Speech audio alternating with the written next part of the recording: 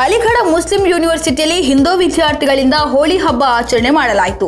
ಯೂನಿವರ್ಸಿಟಿಯಲ್ಲಿ ಹೋಳಿ ಆಚರಣೆಗೆ ವಿರೋಧ ವ್ಯಕ್ತವಾಗಿದ್ದ ಹಿನ್ನೆಲೆ ಹಿಂದೂ ಸಂಘಟನೆಗಳು ಪ್ರತಿಭಟನೆಗಳನ್ನು ನಡೆಸಿದ ಬಳಿಕ ಹೋಳಿ ಹಬ್ಬ ಆಚರಣೆಗೆ ವಿವಿ ಅನುಮತಿಯನ್ನು ನೀಡಿದೆ.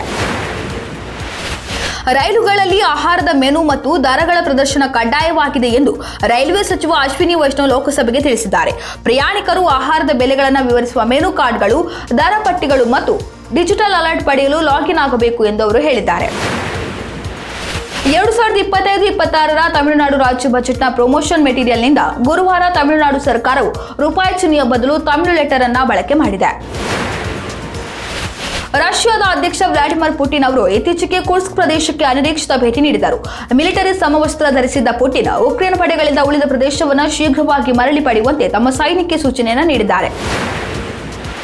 ಚಾಂಪಿಯನ್ಸ್ ಟ್ರೋಫಿ ಟೂರ್ನಿಯ ಹೀನಾಯ ಸೋಲಿನ ಬೆನ್ನಲ್ಲೇ ಪಾಕ್ ಆಟಗಾರರಿಗೆ ಬಿಸಿ ಮುಟ್ಟಿಸಲು ಪಾಕಿಸ್ತಾನ ಕ್ರಿಕೆಟ್ ಬೋರ್ಡ್ ಮುಂದಾಗಿದೆ. ಪಾಕಿಸ್ತಾನ ಕ್ರಿಕೆಟ್ ಬೋರ್ಡ್ ತನ್ನ ದೇಶೀಯ ಟೂರ್ನಿ ನ್ಯಾಷನಲ್ ಕಪ್ನಲ್ಲಿ ಕಣಕ್ಕಿಳಿಯುವ ಆಟಗಾರರ ವೇತನವನ್ನು 75% ಕಡಿತ ಮಾಡಿದೆ. ರಾಷ್ಟ್ರೀಯ ಶಿಕ್ಷಣ ನೀತಿಯ ತ್ರಿಭಾಷಾ ಸೂತ್ರದ ಪರವಾಗಿ ರಾಜ್ಯಸಭೆಯಲ್ಲಿ ಬುಧವಾರ ಸಂಸದೆ ಸುಧಾಮೂರ್ತಿ ಮಾತನಾಡಿದ್ದು, ಇದು ಮಕ್ಕಳಿಗೆ ಹಲವು ಭಾಷೆಗಳ ಕಲಿಕೆಗೆ ಪ್ರೋತ್ಸಾಹ ನೀಡುತ್ತದೆ ಎಂದರು. ಹಲವು ಭಾಷಾ ಕಲಿಕೆ ವಿಚಾರದಲ್ಲಿ ನಾನು ನಂಬಿಕೆ ಹೊಂದಿದ್ದೇನೆ. ನನಗೆ 7-8 ಭಾಷೆಗಳು ಗೊತ್ತು. ನಾನು ಈ ಕಲಿಕೆಯನ್ನು ಆಹ್ಲಾದಿಸಿದ್ದೇನೆ.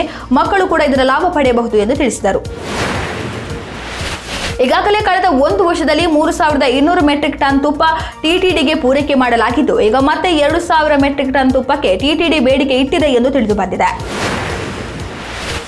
ರಾಜ್ಯ ಹಾಗೂ ಬೇರೆ ರಾಜ್ಯಗಳ ದೇವಾಲಯಕ್ಕೆ ತೆರಳುವವರಿಗೆ ಮುಜರಾಯಿ ಇಲಾಖೆ ಗುಡ್ ನ್ಯೂಸ್ ನೀಡಿದ್ದು, ಇನ್ಮುಂದೆ ದೇಗುಲಗಳ ರೂಮ್ಗಳ ಮಾಹಿತಿ ವೆಬ್ಸೈಟ್ನಲ್ಲಿ ಲಭ್ಯವಾಗಲಿದೆ. 2025ರ IPL ಕೋಲ್ಕತ್ತಾ ನೈಟ್ ರೈಡರ್ಸ್ ಮತ್ತು ರಾಯಲ್ ಚಾಲೆಂಜರ್ಸ್ ಬೆಂಗಳೂರು ನಡುವಿನ ಪಂದ್ಯದೊಂದಿಗೆ ಪ್ರಾರಂಭವಾಗಲಿದೆ. ಮೊದಲ ಪಂದ್ಯ ಮಾರ್ಚ್ 22ರಂದು ನಡೆಯಲಿದ್ದು, ಈ ಪಂದ್ಯಕ್ಕಾಗಿ 2 ತಂಡಗಳು ಈಗಾಗಲೇ ತಯಾರಿ ಆರಂಭಿಸಿವೆ. ಅದರ ಭಾಗವಾಗಿ ಈಗಾಗಲೇ ಸಮರಾಭ್ಯಾಸ ಶುರು ಮಾಡಿರುವ RCB ತನ್ನ ಮೊದಲ ಅಭ್ಯಾಸದ ವಿಡಿಯೋವನ್ನು ತನ್ನ ಸೋಷಿಯಲ್ ಮೀಡಿಯಾ ಖಾತೆಯಲ್ಲಿ ಹಂಚಿಕೊಂಡಿದೆ. ಪುನೀತ್ ರಾಜ್ಕುಮಾರ್ ಅಭಿನಯದ ಅಪ್ಪು ಮೂವಿ ಮಾರ್ಚ್ 14ರಂದು ಮರು ಬಿಡುಗಡೆಯಾಗುತ್ತಿದ್ದು, ಟಿಕೆಟ್ಗಳೆಲ್ಲ ಸೋಲ್ಡ್ ಔಟ್ ಆಗುತ್ತಿವೆ. 2002ರಲ್ಲಿ ಬೆಳ್ಳಿತೆರೆಗೆ ಅಪ್ಪಳಿಸಿದ ಈ ಸಿನಿಮಾ ಶತದಿನೋತ್ಸವ ಯಶಸ್ವಿಯಾಗಿ ಪ್ರದರ್ಶನ ಕಂಡಿತ್ತು.